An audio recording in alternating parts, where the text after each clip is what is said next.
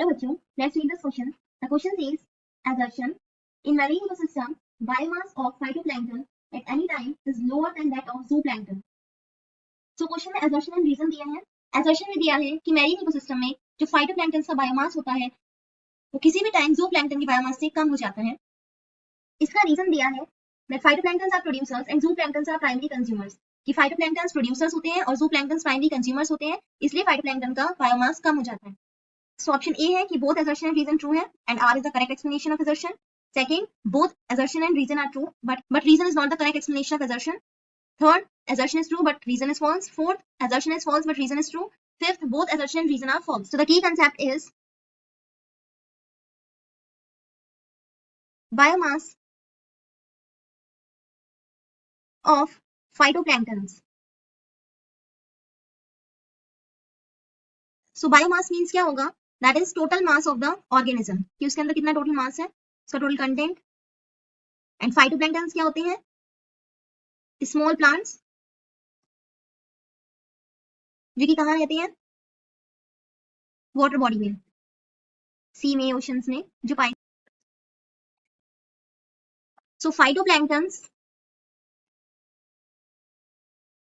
they are the small या microscopic plants होते हैं and are primary producers होते हैं ये in marine ecosystem. Marine ecosystem में producers कौन होते हैं? Phytoplanktons. ये sunlight use करते हैं और photosynthesis करते हैं. And what are zooplanktons? They are small animals that feed on phytoplanktons.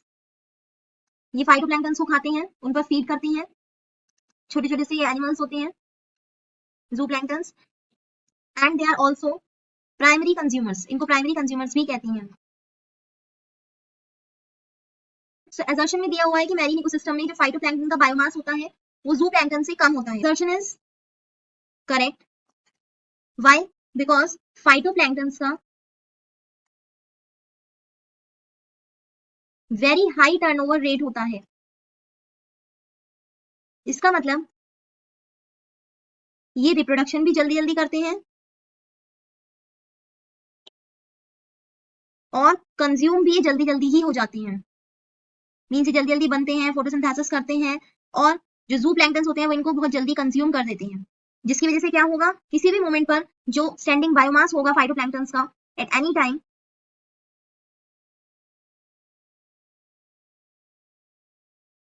वो क्या हो जाएगा? लो हो जाएगा एज कंपेयर टू zooplankton जो उनको कंज्यूम कर रहे हैं.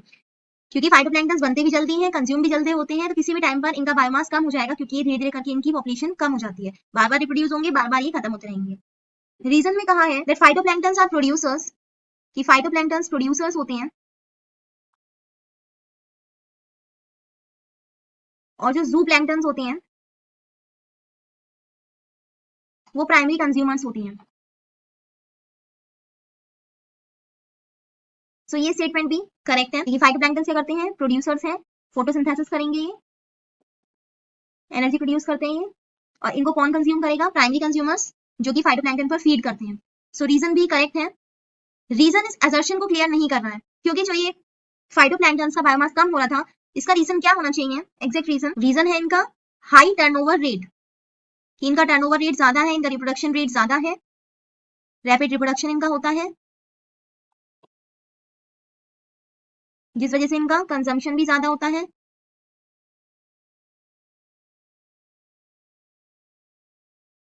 फाइटोप्लैंक्टन्स का दैट्स वाई इनका जो बायोमास है वो लोअर है एज कंपेयर टू zooplankton. ना कि इसका रीजन ये होगा कि phytoplanktons producers and zooplankton primary consumers हैं. सो असर्शन ट्रू है, रीजन भी ट्रू है, बट रीजन असर्शन का करेक्ट एक्सप्लेनेशन नहीं है. So the final answer is B, that is both assertion and reason are true, but reason is not the correct explanation of assertion. Hope you understood it well. Best of luck.